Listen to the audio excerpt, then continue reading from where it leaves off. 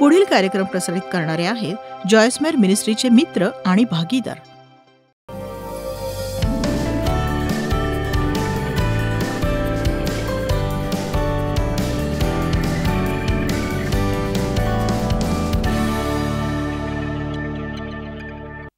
मला वाटतं सैतान आपलं लक्ष अशा गोष्टींवर लावतो जिथे आपलं काही चालत नाही. हा मुद्दा नीट लक्षात घ्या तुम्ही. तो आपलं लक्ष अशा गोष्टींवर लावतो जिथे आपलं काहीच चालणार नाही. ते यासाठी की जिथे आपलं चालतं तिथे आपण लक्ष लावू नये. मी कुणाला देवावर प्रीती करायला लावू शकत नाही आणि कोणामध्ये बदलायची भावना आणू शकत नाही, पण मी प्रार्थना करू शकते, देवकार्य करू शकतो, कारण ते हृदयात घडणारं कार्य आहे. पण मी एक गोष्ट मात्र करू शकते, ती ही की मी माझ्या जीवनासाठी देवाकडून खात्री मिळवू शकते आणि पवित्र आत्म्याने मला बदलावं म्हणून मी त्याला सहकार्य करू शकते. पण शत्रूला असं वाटतं की आपण आपली स्वतःची दशा पाहू नये तर इतरांचे दोष काढण्यातच व्यस्त असावं. हे देवा मला जागृतीचं वरदान दे, जे योग्य प्रकारचं वरदान आहे. मत्तई अध्याय 12 वचन 14-15 मध्ये परुषांनी प्रभू येशूच्या विरोधात मसलत केली. नंतर परुषांनी बाहेर जाऊन त्याचा घात कसा करावा अशी त्याच्या विरुद्ध मसलत केली. हे ओळखून काय? पण हे ओळखून, हे मला आवडतं, येशू तिथून निघाला तेव्हा बरेच लोक त्याच्या मागे चालले व त्या सगळ्यांना त्याने बरे केले. आणि बघा, आपण आपल्या अवतीभोवतीच्या लोकांचे हेतू आणि वृत्ती याविषयी खरोखर सावध असायला हवं. आणि बघा, बऱ्याच गोष्टींचा मनस्ताप टळेल जर आपण ढगात तरंगल्यासारखे राहिलो नाही तर.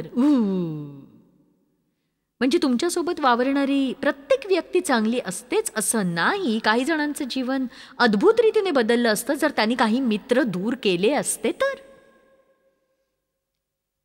आमेन. काय विश्वास आहे ना तुमचा माझ्यावर? बोला बरं. मी तुम्हाला एक गोष्ट सांगू का? तुम्ही मेरी जेन सोबत दरवेळेला कॉफी पित असताना ती इतरांच्या चहाड्या करत असेल तर तुम्ही वेळेत सावध व्हा. ती तुमच्या देखील चहाड्या करत असणारच कुठे ना कुठे.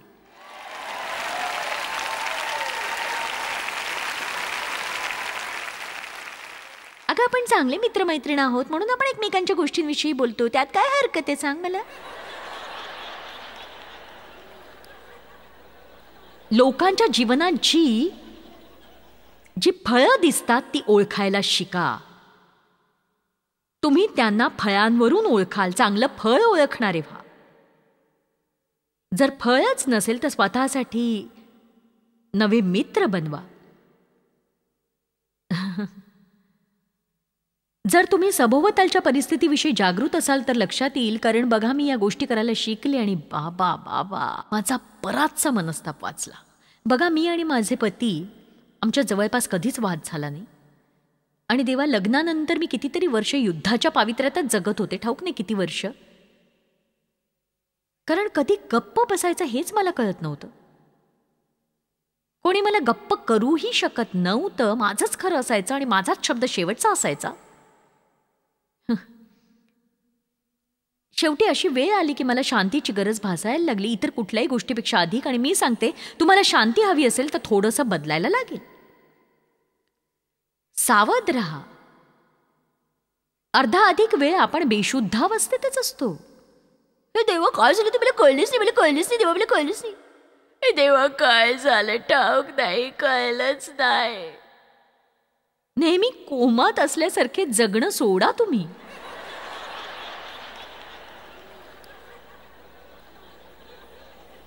बऱ्याचदा आपण स्वतःच्याच विश्वात रमलेले असतो. आपण कारणं देण्याविषयी सावध नसतो. पण देवाला आपल्याला ओळख बुद्धी द्यायची. ओळख बुद्धी ही खोलवर जाणारी गोष्ट आहे. ती तुम्हाला तुमच्या आतड्यात जाणवते. ज्ञान म्हणजे फक्त पैसेवर सांगतो मी हे ओळखू शकतो. लोकांबरोबर राहून एखाद्या गोष्टीचं अनुमान काढायला कोणाला आवडत नाही सांगा मला? मत्तई अध्याय 16 वचन 5. हे देवा, मला सावध राहण्याचं दान दे. कोणी सहमत आहे का माझ्याशी?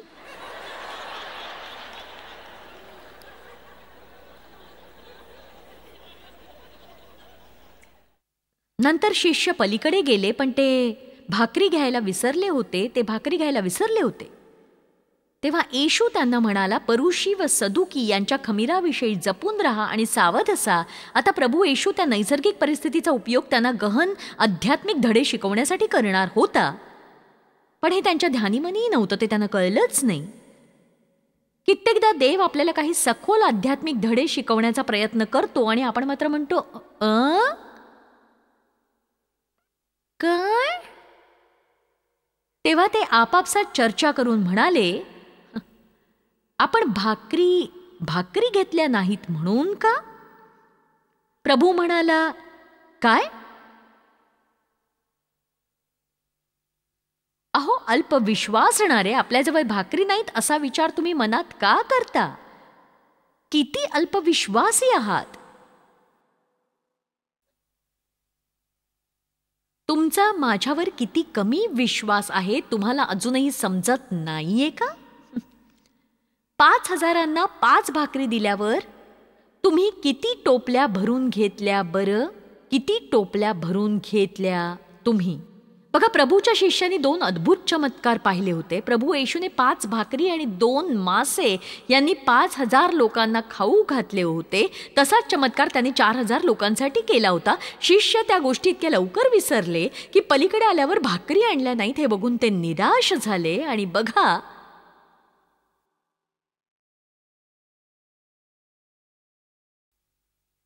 चला आता, तुम्ही जर निराश असाल तर देवाने तुमच्यासाठी भूतकाळात केलेल्या अद्भुत गोष्टींचं स्मरण करा जरा तुम्ही.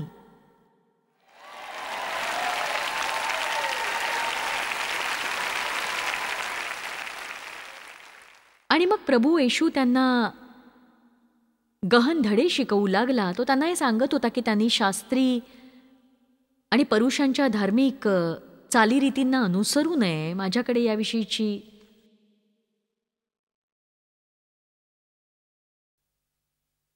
बरीचशी वचनं यांची मी सांगू शकते तुम्हाला. आणि कितीदा आपण क्षणाक्षणाचे चमत्कार लक्षात घेतो सांग. देवाने आपल्या जीवनात असे कितीतरी क्षण योजून ठेवलेले असतात आणि आपण मात्र ते कळतही नाही आपल्याला. प्रभू येशू नेहमी योग्य समयाविषयी जागृत असायचा. वाव, जर आपण विनाकारण घिसाडघाई केली नाही तर बराच मनस्ताप टळू शकतो. प्रभूला धन्यवाद द्या, मी तुम्हाला सत्य सांगतेय. अशा काही गोष्टी ज्याविषयी आपण बोललं पाहिजे. जेव्हा एखाद्याची प्रतिक्रिया मला ठाऊक नसते तेव्हा त्याविषयी मी डेव्हशी चर्चा करते. आणि कित्येकदा असं होतं की ज्या गोष्टीला तो अनुकूल असतो त्या गोष्टीला मी अनुकूल नसते. अशा वेळी मी त्याच्याशी पुन्हा बोलू पाहते. मी हे प्रार्थनेशिवाय करत नाही, योग्य समयाची वाट पाहते मी. आणि डेव्हशी जुळवून घेणं काही कठीण नसतं. आता कल्पना करा, जुळवून घ्यायला कठीण अशी व्यक्ती जर तुमच्यासोबत असेल तर तुम्हाला प्रार्थनेची आणि योग्य समय शोधण्याची किती गरज आहे. हे माझ्यासाठी फार अद्भुत आहे. आणि बघा, क्षमा करा पण लोक मूर्खपणाच्या गोष्टी करत असतात. असं नाही की ते जे सांगतात ते चुकीचं असतं, पण त्यांची वेळ चुकीची असू शकते. आणि एक ठाऊक आहे, तुम्ही योग्य गोष्ट चुकीच्या वेळी केली तर ती अचानक चुकीची बनते. वेळ तुमच्या नवऱ्याने घराच्या अंगणातलं गवत व्यवस्थित काढलं नाही म्हणून तो घरी आल्या त्याच्यावर तुटून पडू नका. खास करून जेव्हा तो 2 तास ट्रॅफिक जामशी लढाई करून घरी आलेला असतो तेव्हा. त्याला शांत होऊ द्या, त्याला खाऊ पिऊ घाला आणि मग बोला त्याच्याशी.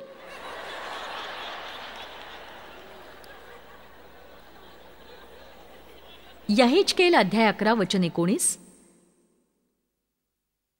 मी त्यास एक हृदय देईन, तुमच्यात नवीन आत्मा घालीन आणि मी त्यांच्या देहातून पाषाण हृदय काढून टाकीन आणि मी त्यांना मांसमय हृदय देईन.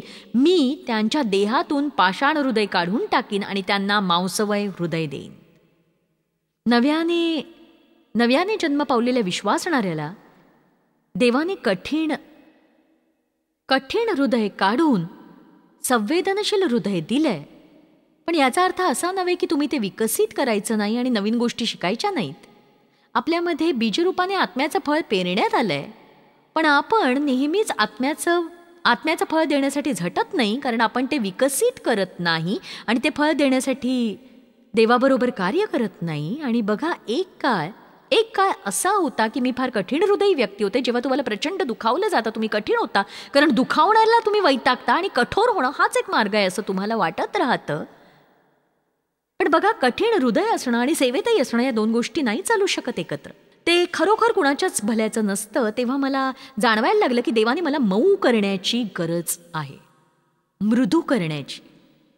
देवाच्या उपस्थितीत राहून आणि त्याची प्रीती ओळखून आणि त्याच्या कार्याचं अवलोकन करून तुम्ही जितके मऊ होता तितके अन्य कशानेही होत नाही. देव तुमची किती काळजी घेतोय ओळखलं की जणू जेलीसारखं तुमचं रूपांतर होतं.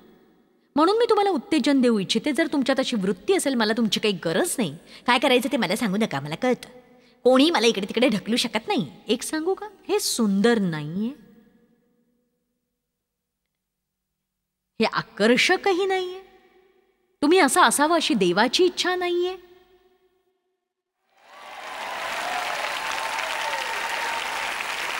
चला आता, अशा प्रकारे वागणारे कोणी आपल्यामध्ये आहे का इथे? किती जण तसे आहेत हे मी विचारू शकते का सांगा मला? मी नाही विचारणार. पण बघा, ही शुभवार्ता आहे. मला ठाऊक आहे ती स्त्री गंमत करत होती. ती म्हणाली, आपण तिथे जाणार नाही, हाच मुद्दा आहे. जर तू आज तिथे गेली नाहीस तर तुला इतर वेळेला जावंच लागेल तिकडे. कठीण गोष्टी बाजूला सारा.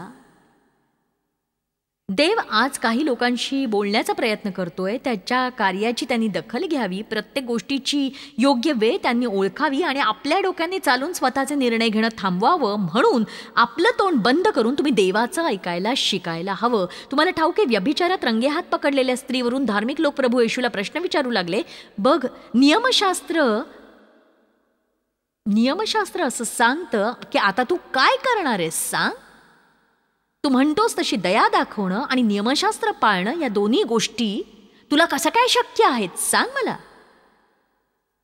येशूची कृती तुम्हाला आवडेल. त्याने त्यांना ताबडतोब काही उत्तर दिलं नाही.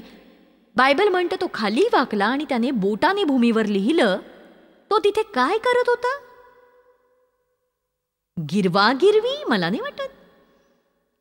हे माझं स्वतःचं मत आहे, पण मला वाटतं की ही परिस्थिती हाताळण्यासाठी तो योग्य मार्ग कोणता ते पित्याकडून ऐकत होता आणि त्याने लगेच स्वतःचा निष्कर्ष काढला नाही, पण त्याच्याकडे योग्य उत्तर होतं. आणि मी तुम्हाला सांगतो, तुम्हामध्ये जो निष्पाप असेल त्याने प्रथम दगड मारावा.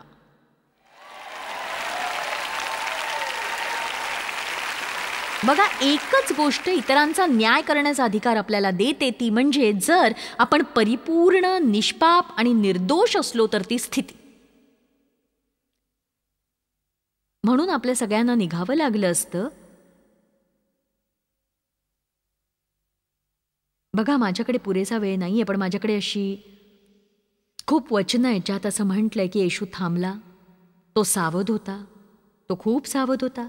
वारंवार येशू वाटेनं चालला होता आणि त्याने एका जन्मांधाला पाहिलं. आणि येशू वाटेनं चालत होता आणि त्याने एका पंगू मनुष्याला पाहिलं. येशू कुठेतरी चालला होता आणि एक स्त्री त्याच्याकडे आली, जिला 18 वर्षांपासून रक्तस्रावाचा त्रास होता आणि तो तिच्यासाठी थांबला. त्याने तिच्यासाठी वेळ काढला. येशू कुठेतरी चालला होता आणि एका शतपतीने येऊन त्याला विचारलं की तू माझ्या सेवकाला बरे करशील? तो म्हणाला, मी येईन. तो म्हणाला, तुम्हाला याची गरज नाही, फक्त शब्द बोला म्हणजे माझा दास बरा होईल. आणि बघा, आपण सगळे कुठेतरी जातोय. प्रभू नेहमीच कुठेतरी जात होता, मीही नेहमीच कुठेतरी जात असते, तुम्ही नेहमीच कुठेतरी जात असता. पण आपण अक्षरशः दुखावलेल्या लोकांनी भरलेले, वेढलेले आहोत आणि देवाने आपल्याला दिलेल्या सेवेकडे आपलं लक्षच नाहीये. मी तुम्हाला एक गोष्ट सांगू, कदाचित तुम्हाला ती हास्यास्पद वाटेल, पण माझा त्यावर विश्वास आहे. हो, ही माझी सेवा आहे, पण त्याहीपेक्षा महत्वाची सेवा मला देण्यात आली आहे. तुम्हाला ठाऊक आहे ते काय आहे? ही माझी खाजगी दररोजची जीवन सेवा आहे. मी इथे स्टेजवर असताना कसं प्रदर्शन करते यापेक्षा मी सोमवार ते शुक्रवार माझ्या दैनंदिन व नियमित जीवनात लोकांशी कसं वागते ते अधिक महत्वाचं आहे.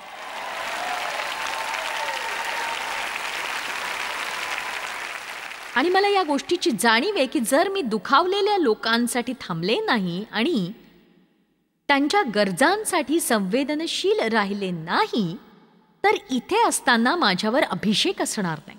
जर तुम्हाला आपलं सामर्थ्य वाढवायचं असेल तर लोकांवर प्रीती करा, अधिक सतर्क राहा. लोकांसाठी थांबायला तुम्ही वेळ काढा. जरी तुम्ही घाईत असलात आणि कुठेही जात असलात तरी तुम्ही सेवेत आहात.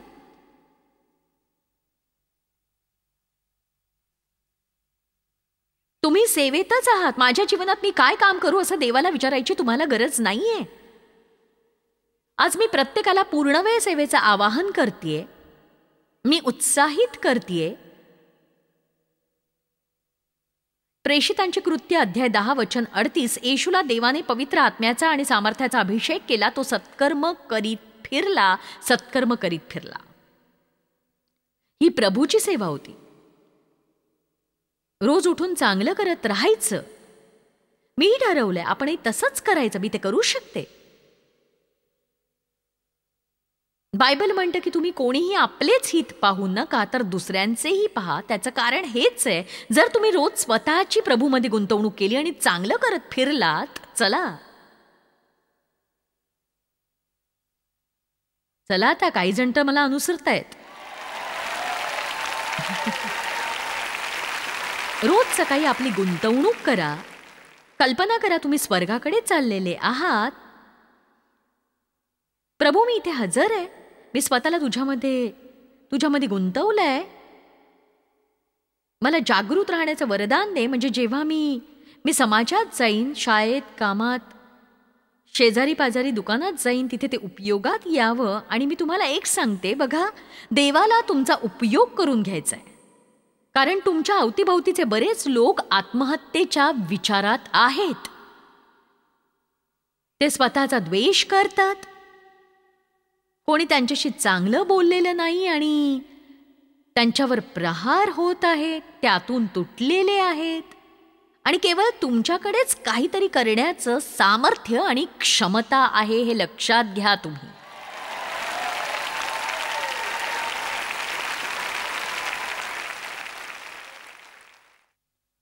पण जॉयस माझी समस्या आहे. कदाचित तुम्ही ती तशीच दाबून ठेवाल. त्यातून बाहेर पडण्याचा उपाय मी सांगावा असं वाटतंय का? मग स्वतःची प्रभूमध्ये गुंतवणूक करा. प्रभू मी तुझी समस्या आहे. तू मला बदललं नाहीस तर मला शक्य नाही. माझ्याकडे काहीही तोडगा नाही. लोकांनी माझ्याशी चांगलं वागावं हे माझ्या हातात नाही, पण तुला सगळं काही शक्य आहे. मी स्वतःला आणि माझ्या समस्येला तुझ्या हाती सोपवतोय. तुम्ही माझं म्हणणं ऐकलत का? मी स्वतःला आणि माझ्या समस्येला तुझ्या हाती सोपवतोय. मी इथे हजर आहे प्रभू. मी तुझ्यासाठी काय करू? तुमचा तारणाचा पुरावा म्हणून देवाकडे रोज 20 गोष्टी मागणं थांबवा तुम्ही. खरंच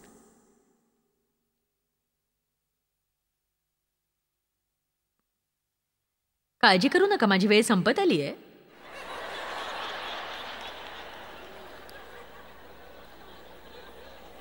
तुम्हाला चांगल्या शोमरोनाची गोष्ट ठाऊक आहे का? प्रभू माझा शेजारी कोण आहे बरं? लूक अध्याय 10 मध्ये तो म्हणाला, एक मनुष्य यरुशलेमेहून खाली यरीहोला वाटेने चालला होता. तेव्हा तो लुटारूंच्या हाती सापडला. त्यांनी त्याचे कपडे काढले, त्याला मार दिला आणि त्याला तिथेच अर्धमेला टाकून ते निघून गेले. मग एक याजक सहज त्याच वाटेने खाली जात होता. तो त्याला पाहून दुसऱ्या बाजूने चालता झाला. त्याच्याकडे वेळ नव्हता. कदाचित तो चर्चला जात असावा.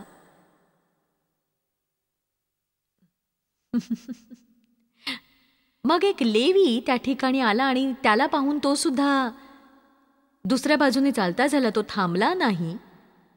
मग एक शोमरोनी त्याच वाटेने तिथे आला. तो कदाचित एवढा भक्तिमान मनुष्य नसावा आणि तो कुठेतरी जात होता आणि आपण सगळेजण कुठेतरी जातोय. पण महत्वाची गोष्ट आहे की आपल्या जीवनातून टिकणारं फळ देत राहणं. याजक भक्तिमान होता का? तो तसा वागला नाही. लेवी भक्तिमान होता का? तोही तसा वागला नाही. पण तो शोमरोनी जो काही करेल अशी कुणाची काही अपेक्षाच नव्हती, त्याने सगळं काही केलं. तो थांबला.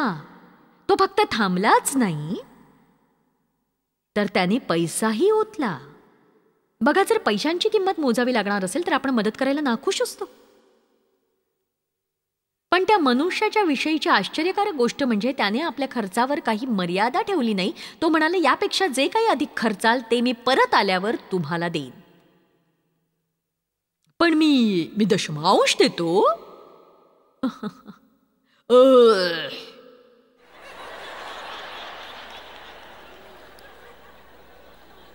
मी कामात दानधर्म करतो, नुकताच मी तो केलाय. आणि बघा, मी जीवनशैलीविषयी बोलते, नियमांविषयी नाही.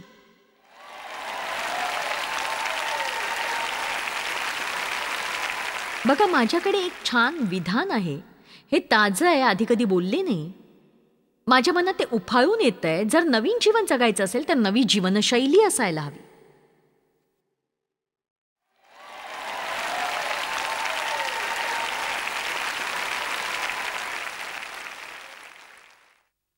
लक्षात असू द्या, अवतीभोवतीचे लोक दुखावले गेलेले आहेत.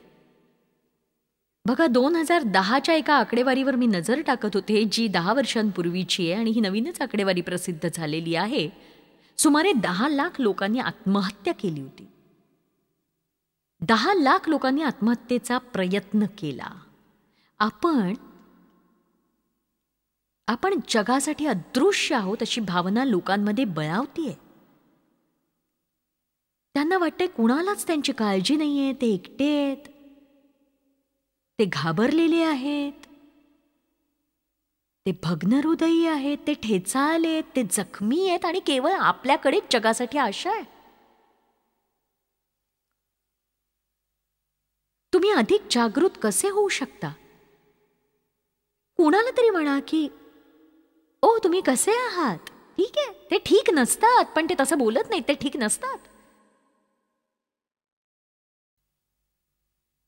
तुम्ही ठीक आहात? एक सांगू का, देवाला तुम्ही आवडता, त्याची तुमच्यासाठी चांगली योजना आहे. मी तुम्हाला एक सांगितलं तर तुम्हाला ते गमतीशीर वाटेल. प्रभूमध्ये स्वतःची गुंतवणूक करा आणि प्रत्येक गोष्टीची चिंता करत बसू नका, तर देवाला तुमचा उपयोग करू द्या. सुवार्ता प्रत्येकाच्या माथी मारून आपल्याविषयी लोकांच्या मनात तिटकारा उत्पन्न करायचा नाही, आपल्याला त्यांना आशा दाखवायची आहे. मी माझ्या टीव्हीवरच्या प्रेक्षकांना काही सांगू इच्छिते आणि ते साहजिकच इथे बसलेल्या लोकांनाही लागूच होतं. बघा, बरेचसे लोक आम्हाला भेटले, अगदी नेहमीच नाही पण भरपूर संख्येने लोक आम्हाला भेटले ज्यांनी असं सांगितलं की मी आत्महत्येच्या विचारात असताना चॅनल्स बदलत होतो आणि अचानक मी तुमचा कार्यक्रम पाहिला आणि देव माझ्याशी बोलला आणि माझा पालट झाला. आता मी देवाची सेवा करतोय. एका स्त्रीने सांगितलं, ती सोफ्यावर बसली होती, तिच्या हातात बंदूक होती आणि बघा, ती स्वतःला अशी इथे गोळी झाडून ठार मारणार होती. तिला तिथे गोळी झाडायची होती आणि तिच्या हाती रिमोट लागला. तिने टीव्ही लावला आणि समोर माझा कार्यक्रम चालू होता आणि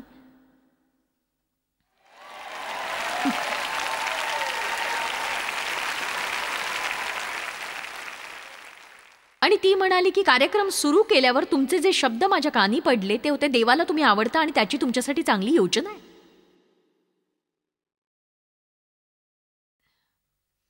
त्या मुलीने आत्महत्येचा विचार सोडून दिला. आता ती गायन समूहाचं नेतृत्व करते. देवाला तुमची काळजी नाही हे मला सांगू नका. तुम्ही कोणत्या परिस्थितीतून जात आहात हे त्याला ठाऊक आहे. देवाला तुम्ही आवडता आणि त्याची तुमच्यासाठी चांगली योजना आहे. तुम्ही आत्महत्येच्या विचारात असाल तर तसं करू नका. तुम्ही मौल्यवान आहात आणि आम्हाला तुमची गरज आहे. आमेन.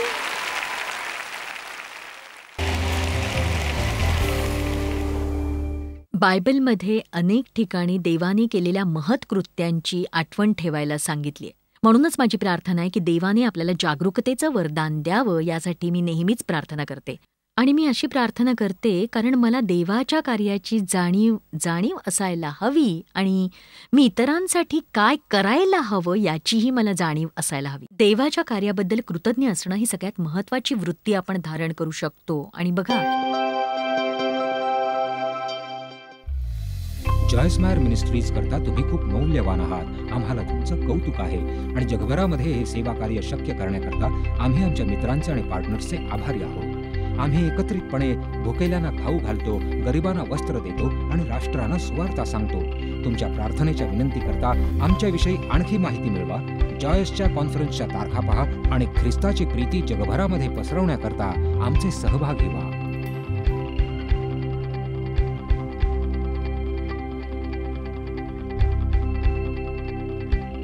याचा सर्व खर्च जॉयस मायर मिनिस्ट्रीचे मित्र आणि भागीदार करत आहेत.